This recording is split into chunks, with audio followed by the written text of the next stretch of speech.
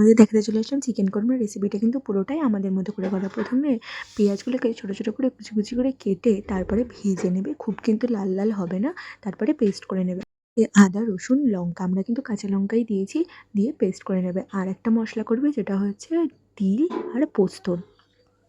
কড়াইয়ের মধ্যে সাদা তেল দেবে, দিয়ে তেজপাতা শুকনো লঙ্কা ফোড়ন দেবে, দেওয়ার পর আদা রসুন আর লঙ্কা দিয়ে যে পেস্টটা করা হয়েছিল সেটা দিয়ে ভালো করে কষিয়ে নেবে। মশলাটা কষে গেলে তারপরে পেঁয়াজের যে পেস্ট করেছিলাম পেঁয়াজটা ভেজে বেরেস্তা মতো করে, আবার খুব কালো কালোও হবে না, হালকা একটু লালচে হয়ে গেলে পেস্টটা করে নেবে। 15-20 মিনিট মতো কষাবে, কষানো হয়ে গেলে পোস্ত আর তিলের যে পেস্টটা ছিল সেটা দিয়ে দেবে, দিয়ে আবার কষাবে।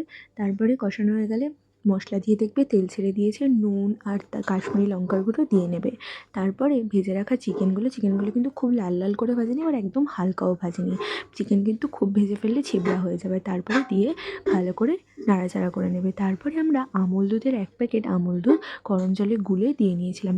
অল্প গরম জল দিয়ে মাংসটাকে কিন্তু চাপা দিয়ে দিয়েছিলাম সেদ্ধ হবার জন্য। 15-20 মিনিট মাংস সেদ্ধ হয়ে গেলে একদম কষা কষা হয়ে আসলে তারপরে দিয়ে নেবে তার মধ্যে আমুল দুধের বাদবাকি গুঁড়োটা। ওটা কিন্তু জল দিয়ে আর গুলিয়ে দিইনি, নর্মালি দিয়ে দিয়েছি। তারপরে দিয়ে নেবে হচ্ছে একটা তড়কা।